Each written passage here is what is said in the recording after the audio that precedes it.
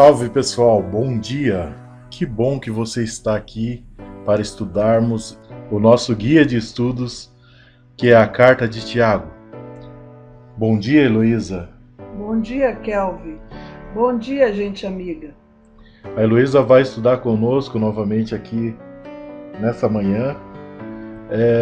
Seja bem-vinda. Obrigada. Então vamos então ao estudo dessa manhã, que tem como título o nosso guia de estudos número 10. O título é Chorem e Gritem. Um título um pouco estranho, não é, Heloísa? Um pouco assustador, não é? Uhum. Mas na verdade aqui Tiago estava falando para os ricos, né? Que chorassem e gritassem, aquelas pessoas que haviam enriquecido ilicitamente ou então que usavam da sua riqueza para oprimir outras pessoas. A essas é que ele manda que chorem e gritem de arrependimento. Então vamos então ao texto-chave, né, da lição do nosso guia de estudos, que traz a seguinte mensagem: onde está o teu tesouro, aí estará também o teu coração. Mateus 6:21. Então o objetivo do nosso guia de estudos, primeiro, é saber o resultado de estar afastado do pecado e ter uma vida transformada. Segundo, sentir tristeza pelos pecados e arrependimento sincero. Terceiro, fazer, demonstrar através da doação altruísta de recursos financeiros sua convicção de que toda a riqueza vem de Deus. É interessante a gente aqui notar nessa lição que nós não estamos falando apenas dos ricos, mas nós estamos falando do poder do dinheiro sobre a vida das pessoas. Você pode ser pobre, você pode ser de uma vida mediana, mas se a tua preocupação maior é o dinheiro, você está incluído nessa categoria que deve chorar e gritar. É o valor que se dá ao que tem, né? Uhum. E o que é o uso que você dá àquilo que você tem de financeiramente ou de influência na tua vida em sociedade, né? A importância, né, que você dá para o dinheiro. Uhum. Aonde está seu coração, né? Se o teu tesouro maior na tua vida é o dinheiro, então ali está teu coração. Então a verdade central traz o seguinte: não há reforma verdadeira sem arrependimento genuíno. Passamos então a domingo. A justiça será feita. Tiago convida os ricos a chorar e lamentar, tendo em vista a desgraça que lhes sobrevirá. Tiago 5, versículo 1. Qual foi o propósito da ordem de Tiago para que as pessoas reagissem dessa forma? E não teria sido melhor se ele tivesse pedido que os ricos restituíssem 4 vezes mais o que tinham tomado por fraude, como o republicano Zaqueu fez voluntariamente depois da transformadora visita de Jesus à sua casa? É que o propósito da ordem de Tiago não era ditar regras de como um rico pode ganhar a salvação, mas o que ele queria demonstrar era que aqueles que se utilizavam do dinheiro de uma forma errada, que eram ricos, mas não tinham piedade das pessoas para ajudar as pessoas, eles deveriam ter um arrependimento. Não interessa o quanto eles iriam retribuir e se eles iriam retribuir. O que interessava mesmo aqui para Tiago é que eles se arrependessem dos seus pecados e se arrependessem da sua idolatria ao dinheiro. Os ricos nem tinham reconhecido seu pecado, como foi com Zaqueu. Precisavam reconhecer sua real situação. A restituição não poderia vir antes do verdadeiro arrependimento, né? O genuíno arrependimento geraria uma restituição de vida transformada. O mais importante não é o valor, né? É o coração, né? O arrependimento. O arrependimento do pecado. Sim. O resto seria consequência. Tiago pediu que os ricos lamentassem sua própria morte, enquanto eles ainda estavam vivos. Isto é, enquanto eles podiam se arrepender. Justamente para evitar a morte eterna, né? Sim. Segunda-feira. Quando a riqueza se torna inútil. Um lindo hino de nossa igreja diz: a glória dessa terra é passageira. A vida passa e tudo que ela traz. Não temo o futuro, pois tenho Deus comigo. Pode cair o mundo, estou em paz. Ellen White acrescenta: riqueza acumulada não é somente inútil, como uma maldição. Não é somente inútil, é como uma maldição, né? Nesta vida, é uma armadilha para a pessoa, desviando as afeições do tesouro celestial, né? A riqueza, ela pode vir a ser essa maldição, né? Quando a pessoa se deixa levar pelo poder que a riqueza traz e passa a se preocupar mais em acumular mais riqueza do que auxiliar o próximo. Mas como eu já falei no princípio, não é uma questão só que os ricos podem cair nessa armadilha.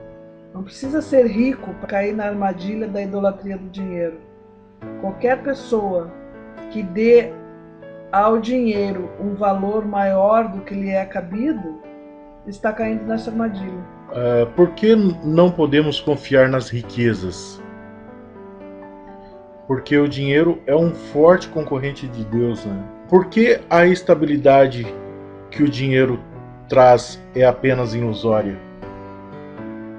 Porque tudo aqui nesta vida vai passar. E nós não temos a certeza do amanhã, do que pode acontecer. Hoje eu posso estar rica, amanhã eu posso ser assaltada e me roubarem tudo. Não se sabe o que pode acontecer. Mas a salvação não. A salvação é uma certeza que nós temos na nossa confiança em Deus, porque sabemos que Ele não mente e que o que Ele promete, Ele dá. Já a riqueza, o que a riqueza pode nos prometer que seja certo que realmente irá acontecer? Nada. A gente vê aí às vezes uma pessoa famosa, rica, e de repente cai doente por algum problema de saúde, e mesmo com toda a riqueza dela, ela não consegue manter a saúde dela e, consequentemente, não tem garantia nenhuma de vida, né? Exatamente. Porque o dinheiro é um instrumento de uso para o bem. Aquele que não o usa para a glória de Deus deverá prestar contas, né? Você não usa o dinheiro para o bem, ele se torna inútil. É aí que a riqueza se torna inútil. Se você usa apenas para si de modo egoísta, você está transformando esse dinheiro em uma maldição para você. Então ele é inútil para você. Terça-feira, o clamor dos pobres. O clamor dos pobres. A riqueza é medida pelo que possuímos. Os ricos a quem Tiago se refere não são apenas ricos. Eles possuem riqueza abundante.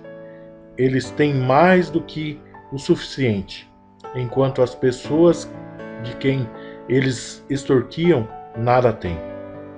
Toda essa superabundância está sendo acumulada para os últimos dias e para o dia da matança. O que Tiago aí quer dizer, né, que a riqueza está sendo acumulada, é como sendo uma alusão aos pecados dessas pessoas. Se esses ricos que ficaram ricos por extorquirem os pobres e por não terem misericórdia pelas pessoas mais pobres, se eles não se arrependerem, todo esse dinheiro que eles têm será um testemunho contra eles nos últimos dias e no dia da matança, ou seja, no dia da justiça de Deus. Porque a riqueza é dom de Deus, mas acumulada ela se torna condenatória. No sentido aqui de acumulada, quer dizer de você apenas se preocupar em juntar cada vez mais dinheiro. Então, se Deus te deu o dom de ser rico, é para que você possa exercer o seu dom de misericórdia, para auxiliar as pessoas e não para acumular o dinheiro. Caso contrário, esse dinheiro condenará você no final. Porque cada vez mais ilude seus adoradores e mergulham a sua ganância e avareza, endurecendo seus corações para o Senhor. Porque ao invés de se preocuparem em acumular tesouros no céu, estão com os olhos fitos nessa terra. O mundo deve chorar e lamentar-se com tristeza, segundo Deus, que produz arrependimento, para evitar os juízos, né? No caso aqui ele está falando sobre que a riqueza ela pode desviar os olhos e o nosso foco, né? Nosso foco, que deve ser acumular riquezas no céu, né? Como é que seria isso, acumular riquezas no céu? Às vezes as pessoas se confundem um pouco com isso, né? Como é que seria isso, Luísa? Acumular riquezas no céu significa você cada vez estreitar mais o teu relacionamento com Jesus. E quanto mais você se aproxima de Jesus, mais boas obras você vai fazer. E essas boas obras contam pontos no céu, de um modo alegórico, né? Como se quanto mais você se aproxima de Jesus, mais você ganha, vamos dizer assim, né, moedas da salvação. Então passamos aqui ao estudo de quarta-feira, fartos e felizes, por enquanto. Infelizmente, em nosso país, ver muitos ricos e políticos explorarem a sociedade e permanecerem impunes, como podemos descansar em Deus sabendo que a justiça dessa terra é falha, mas nada passará despercebido do nosso Deus, o reto juiz? A própria pergunta já dá a resposta. Nós temos que ter essa certeza que nada passará despercebido pelo nosso Deus e que a justiça será feita e que essas pessoas que hoje estão fartas e felizes, se não se derem conta do seu pecado, não se arrependerem, quando Deus vier executar a sua justiça, elas irão receber exatamente o preço pelos seus pecados. E elas então irão chorar, né? Estão felizes por enquanto, porque quando Deus fizer a sua justiça, elas irão chorar. Sim. Podemos descansar ao contemplar o justo julgamento de Deus e o fim da história dos que praticam o mal. Podemos descansar ao contemplar o justo caráter de Deus e que no tempo certo a justiça será plena. Passamos então à lição de quinta-feira, culpando a vítima.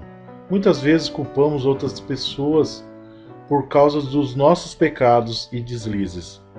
Isso só nos prejudica, pois nos afastamos de ter o verdadeiro arrependimento, de sentir tristeza pelo pecado.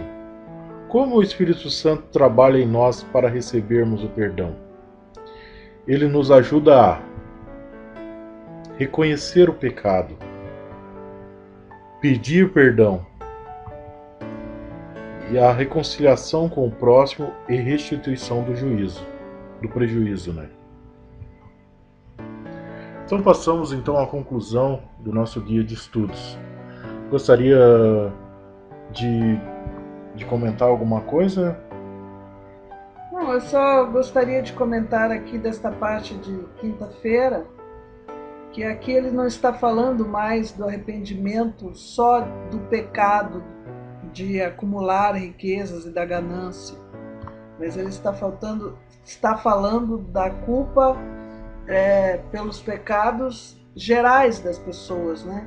Que muitas vezes nós temos a tendência a desviar a nossa responsabilidade pelo pecado para outras pessoas. E isso independente de ser com relação a dinheiro ou qualquer outro tipo de problema. Qualquer pessoa que estiver nessa situação tem que pedir o Espírito Santo para reconhecer o pecado, tem que pedir perdão e tentar a reconciliação se ele ofendeu alguém. Então, passando à conclusão, né? Primeiro, para ter uma vida transformada é necessário arrependimento verdadeiro, uma tristeza pelo pecado cometido. Segundo, quem confia no dinheiro um dia se decepcionará. Precisamos acumular tesouros no céu. Terceiro, Deus é dono de tudo. Tudo o que Ele nos concede deve ser usado para uma boa causa. E aqui eu acho que ficou faltando a gente comentar sobre a pessoa. Não é pecado ser rico. O pecado é como a gente administra esse dom de Deus, porque a riqueza ela é mencionada como dom de Deus na Bíblia, se você usa para o bem. Existiram muitos homens, muitos patriarcas da Bíblia que eram pessoas muito ricas. Abraão, apesar de viver em cabanas, ele tinha muitas posses. Davi, Salomão e tantos outros que nós vemos na Bíblia, que tinham muitas riquezas. O próprio Zaqueu era muito rico. E não era este a causa dos seus pecados, não era por eles serem ricos, mas sim por serem humanos, pecadores, né? De qualquer maneira, no caso, por exemplo, de Davi, ou de Abraão, ou de Salomão, o pecado que eles tiveram relatados na Bíblia não foi por serem ricos, mas por outros problemas. Então não é pecado ser rico, desde que você também seja rico em misericórdia, em compaixão, que você também seja rico no seu amor a Deus e no seu amor às outras pessoas. E você pode não ser uma pessoa de grandes posses e mesmo assim, ao pouco dinheiro, o pouco que você consegue, pode ser um entrave, e da mesma forma que uma pessoa que tem muitas posses de entrar no reino dos céus. Pois pode ser qualquer bem material, né? Exatamente. Se você dá mais valor, qualquer coisa que você coloque na frente de Jesus na sua vida, na sua escala de importância, colocou dinheiro, colocou um carro, uma pessoa... colocou até mesmo a falta de dinheiro que lhe tira a paz e que lhe desvia de Deus. Qualquer dessas situações é pecaminosa, é perigosa e pode lhe tirar a salvação. Nunca coloque nada na frente de Jesus. Jesus sempre em primeiro lugar. Prestaremos conta do mau uso dos recursos e se o adquirimos de forma injusta. Isso também é interessante. Não importa sim a origem, né? O crime não compensa. E também, se você consegue o seu sustento ou o seu salário através de forma ilícita, né, vai cair na justiça de Deus e você vai prestar conta nos últimos dias. Você, nesse caso, estaria cometendo 2 pecados: o de adquirir de forma injusta e depois de tê-lo adquirido, não usá-lo de forma adequada.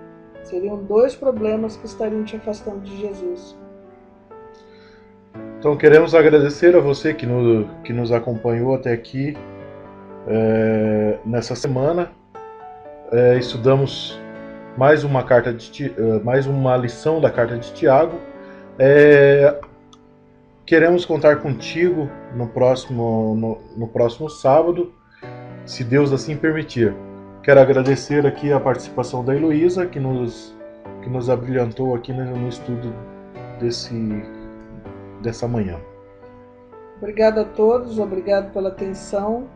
E para mim é sempre um prazer poder participar. Um bom dia a todos e segue então a programação dessa manhã.